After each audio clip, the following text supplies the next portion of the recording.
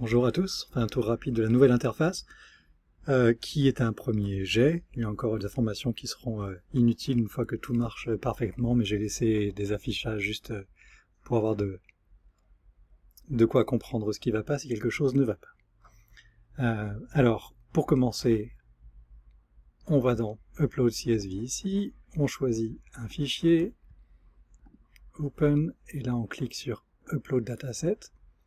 Et donc là, le système upload mon fichier, puis ensuite va lancer la création de tout ce qui est vecteur, etc. Donc pendant un certain temps, alors j'ai pas encore regardé combien de temps ça prenait exactement, mais comptez une ou 2 minutes, le système crée tout ce qu'il faut, et vous verrez pendant ce temps ici dans Embeddings, vous voyez ce rebuilding, et le rebuilding veut dire c'est en cours.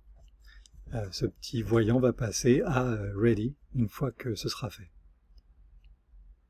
Très bien. Alors ça a pris à peu près, là j'ai fait une petite pause dans l'enregistrement, ça a pris je pense 3 minutes. Donc une fois que c'est fait, vous avez Ready ici, et sur cette page il ne se passera pas grand chose à part vous pouvez ajouter des histoires, faire des changements, etc. Et ensuite bien sûr exporter. Et à la fin, vous pouvez aussi effacer les données pour éviter de les laisser traîner sur le serveur. Donc je vous conseille de les effacer en fin de journée et de les recharger le matin si vous avez travaillé toute la journée dessus. Alors, dans Create New Entry, pas grand chose d'étonnant. Ici vous pouvez... Alors ça prend toutes les colonnes du CSV, toutes les colonnes du fichier Excel, hein, et vous pouvez tout rentrer là-dedans.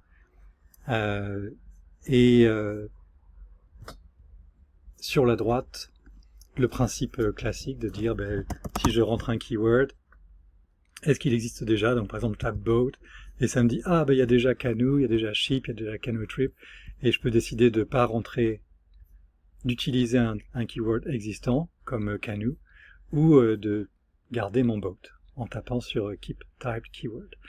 Même chose bien sûr avec, alors je vais virer ça pour qu'on voit ce qui se passe en dessous, même chose avec les tropes, où on peut dire a man drifts, et là ça va vous dire il y a déjà someone drifts, an old man turns into a boulder, etc.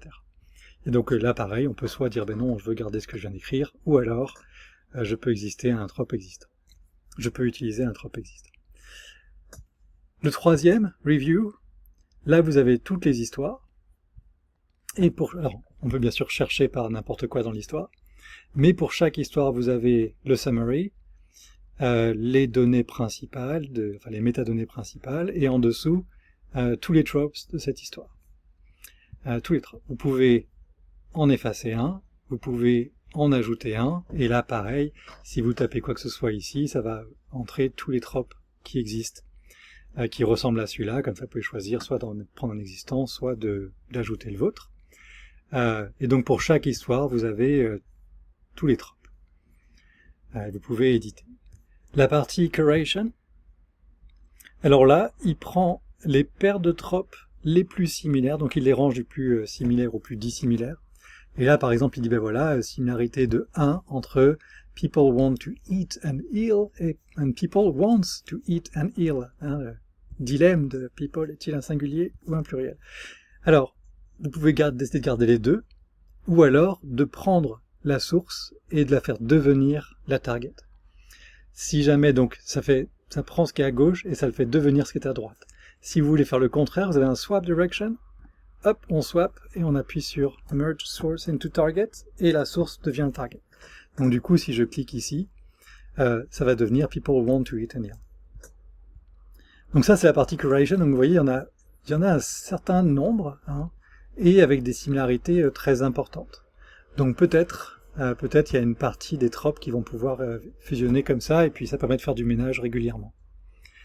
La partie exploration, elle, vous la connaissez déjà, et elle n'a pas beaucoup changé. Man drift, par exemple. Find candidates, le threshold qui est ici. On a tous les tropes qui ressemblent. Si on en choisit un, someone drifts, Donc, ça vous dit, ah, c'est dans une histoire.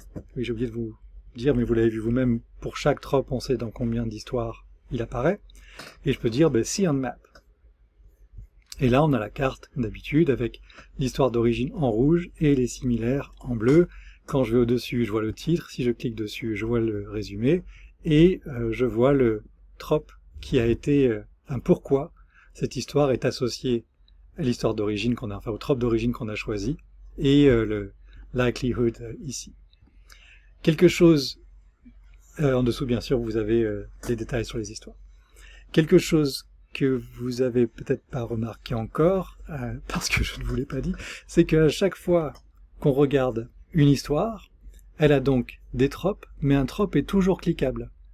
Donc si je clique sur un trope, ça me dit dans combien d'histoires il apparaît. Donc là, s'il y avait plusieurs histoires, on verrait plusieurs histoires listées.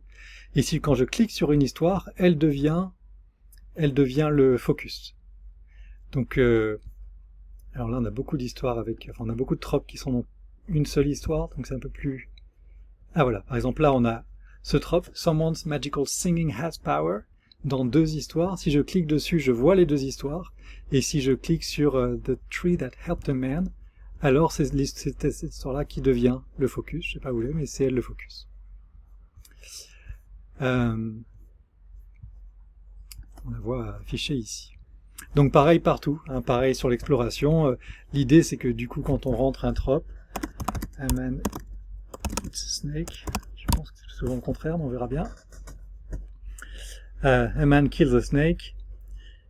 Si je choisis ce trope-là, je vois tous les related tropes.